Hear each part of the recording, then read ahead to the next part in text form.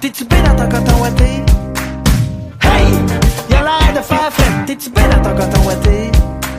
Si dehors il fait beau, mais que ça a pas l'air chaud chaud, je m'installe debout devant ma bay window pour savoir si c'est une journée de petite laine ou de kiwi. Je me fie sur le passant le moins habillé. C'est là que j'ouvre ma fenêtre et sans me gêner, je lui demande comme si c'était mon bon body. J'ai dit, hey, fais-tu fret?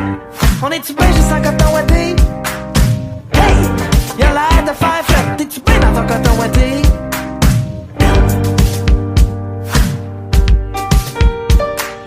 Lorsque vous êtes ambigu à propos de votre tenue, regardez les gens défiler dans la rue. Un col en V, un col roulé, débardeur ou froc doublé. Est-ce une bonne journée pour sortir en bustier? Un pantacourt ou un pantalon, grosse combine ou ben bas de nylon, une bonne paire de Kodiak ou un bas blanc dans vos sandales. On se laisse influencer par comment le monde est habillé. Mais pourquoi espionner en cachette? Y'a pas de honte à faire la blette. Dites, hey, faites fret? On est-tu bien juste en coton ouaté? Hey, y'a l'air de faire fret. T'es-tu bien dans ton coton ouaté? Hey, faites fret? On est-tu bien juste en coton ouaté? Hey, y'a l'air de faire fret. T'es-tu bien dans ton coton ouaté?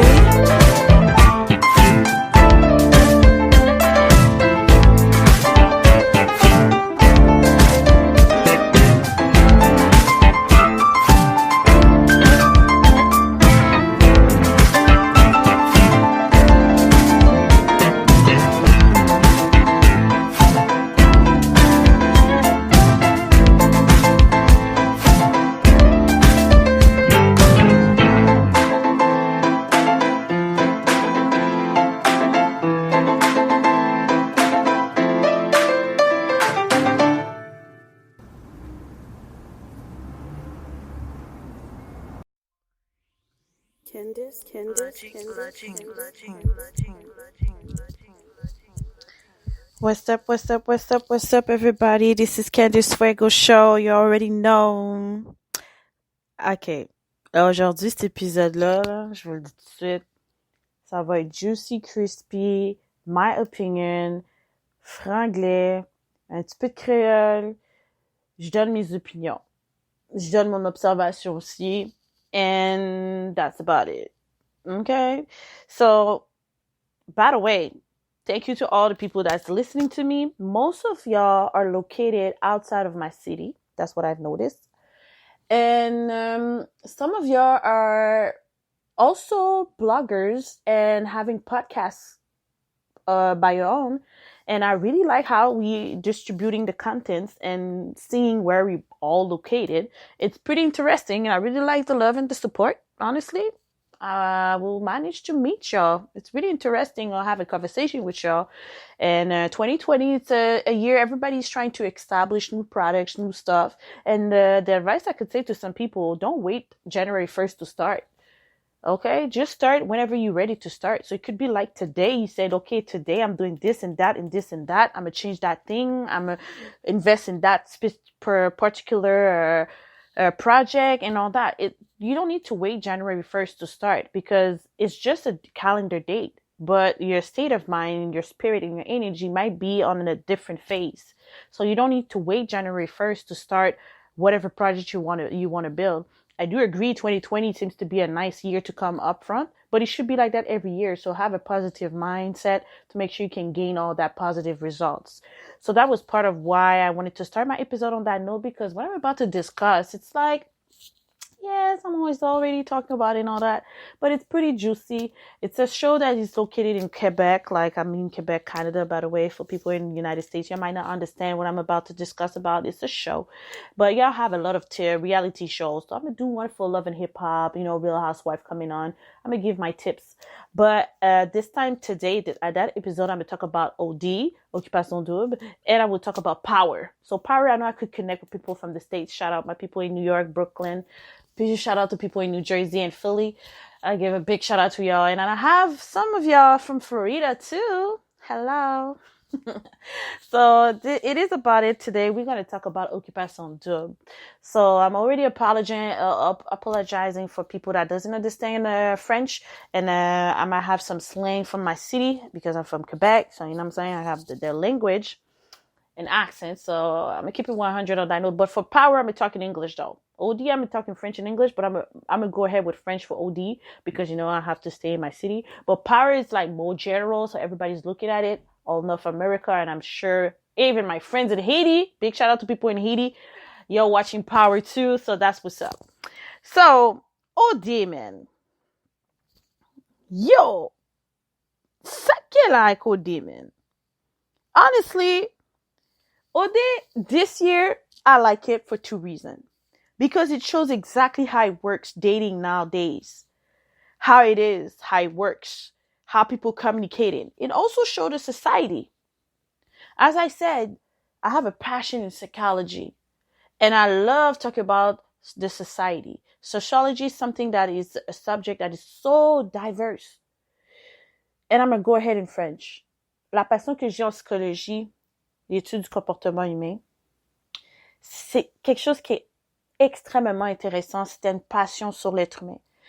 Tu as une passion de connaître le comportement humain. Tu as une passion en général de comprendre comment certaines personnes gèrent leurs émotions, le cycle d'émotions et tout. Les événements de la vie, comment les surmonter. Être réaliste de comment notre cerveau communique avec nos sens. Tout ce qui est énergétique aussi. C'est intéressant la psychologie pour ceux qui mangent, qui adorent la psychologie. Big shout out to y'all. Moi, je suis une passionnée de la psychologie. J'adore lire des livres en psychologie. Mais il faut pas oublier aussi que la psychologie, qui est le comportement humain. Donc, moi, en tant qu'humain, je vis dans une société. La sociologie aussi est de quoi qui m'intéresse beaucoup. Donc, une des raisons pourquoi je fais des podcasts. Auparavant, je faisais des lives Facebook. Maintenant, je préfère faire des contenus audio.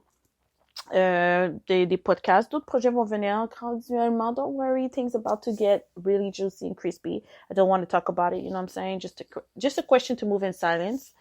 And, franglais, comme j'ai dit plus tôt.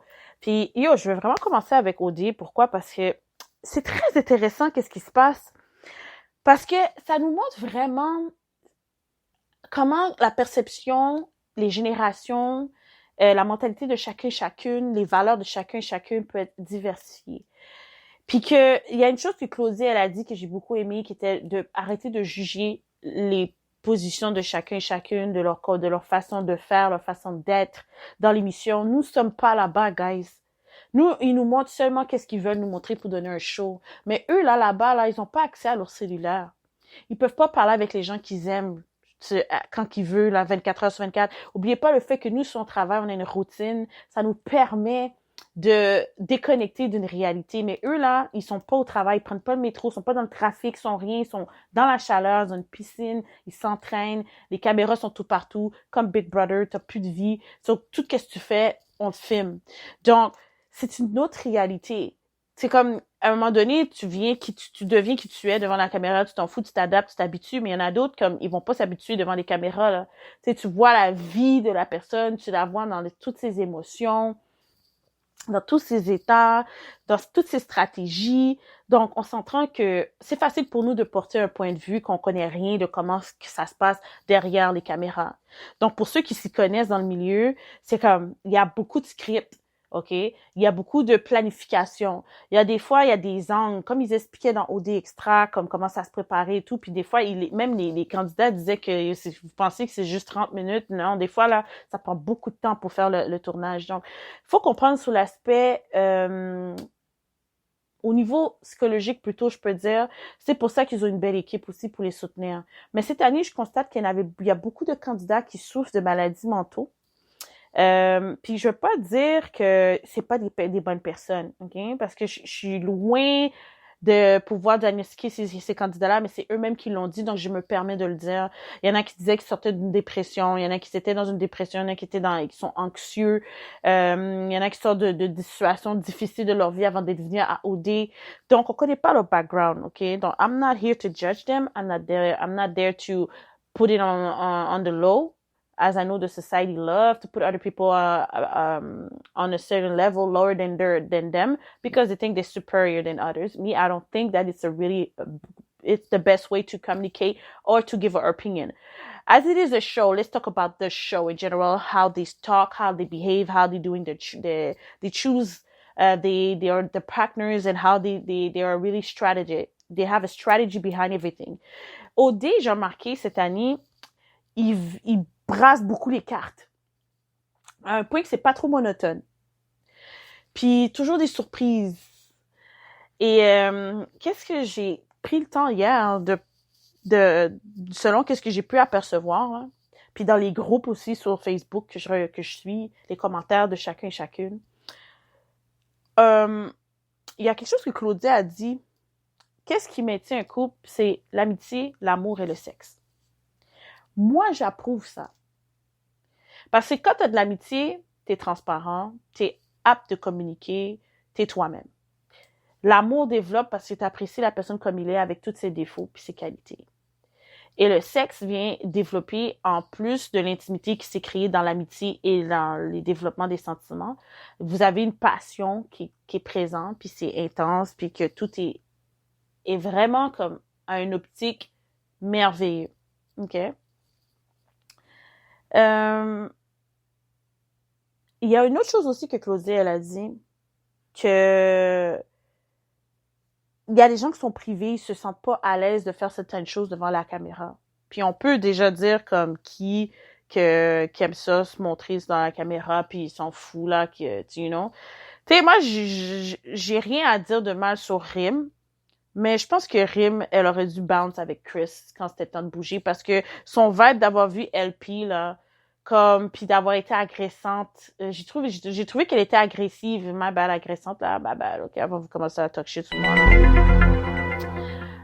Je l'ai trouvée très agressive, Rim sur son approche envers LP. Puis la façon qu'elle donne de l'ultimatum, excusez-moi, mais je veux pas généraliser, mais la plupart des Maghrébines, là, sont comme ça. OK? Il n'y a pas de tournant en rond, là. Les Africaines aussi. Sachant que les Maghrébines viennent de l'Afrique, donc on s'entend, c'est un comportement qui revient de leur culture en tant que telle. Ils sont imposantes. Il y en a qui sont imposantes, il y en a qui sont tolérantes, il y en a qui donnent l'ultimatum. Rim, elle est comme ça, puis that's it.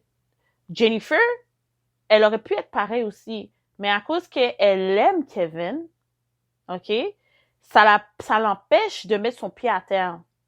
Moi, qu'est-ce que je trouve pas cool? En passant, un bel lomette pour Camille, parce que je trouve que Camille est sans cœur. J'ai pris le temps de l'analyser, là, ces derniers épisodes, là. Regardez bien ses yeux. En tout cas, moi, je suis une personne, je regarde souvent le body language, le langage corporel qui dit beaucoup plus, comme on dit. 75% du langage corporel dit beaucoup plus que qu'est-ce qu'une personne véhicule avec sa bouche.